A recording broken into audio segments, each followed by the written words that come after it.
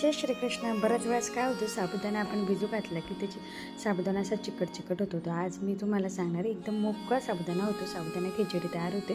त्यासाठी मी ते एक पोटॅटो त्याची साल काढून छान अशा फोडी करून ते उकळायला ठेवल्या.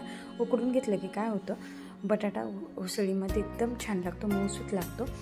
आणि तो उकडायला ठेवल्यानंतर सोबतच थोडीशी शेंगदाणे घेतले, एक वाटी शेंगदाणे छान भाजून घ्यायचे. आता इथे बघा बटाटा छान उकडलेला आहे, त्याच्यामध्ये काटा चमचा केला म्हणजे तो उकडलेला आहे. इतकाच उकडायचा, जास्त बारीक जास्त मऊसूत नाही उकडायचा.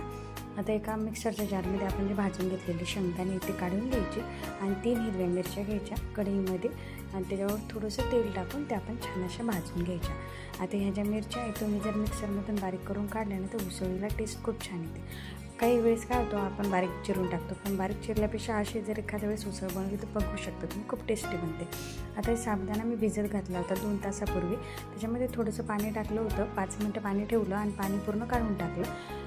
5 मिनटांनी पाणी काढल्यानंतर साबुदाणा असा छान मोकळा होतो. आता 2 तासानंतर साबुदाणा छान भिजलेला आहे. कढईमध्ये थोडंसं तेल घेतलं, 1 चमचा तेल घेतलं. 1 चमचा तेलानंतर अर्धा चमचा जिरे घेतलं आणि जे आपण उकडून बटाटा घेतला होता त्याच्या फोडी आता तेलामध्ये टाकायचं आणि वरतून मीठ टाकायचं, म्हणजे याची जी टेस्ट येते एकदम चिप्ससारखीच लागते छान. आता जे बारीक करून घेतले होते शेंगदाणे आणि मिरची ते काय करायचे, आपल्या साबुदाण्याच्या मध्ये टाकून घ्यायची आणि छान मिक्स करून घ्यायची. आणि नंतर ते आपण जे कढईमध्ये टाकून द्यायचे. नंतर छान अशा पद्धतीने सगळं एकजीव करून घ्यायचं. चवीपुरतं थोडंसं मीठ टाकायचं, कारण मीठ आपण 2दा वापरलेलं आहे म्हणून मागून मीठ टाकून थोडंसं टाकायचं. परत एकदा मिक्स करायचं आणि याच्यामध्ये 10 मिनटं झाकून ठेवायचं.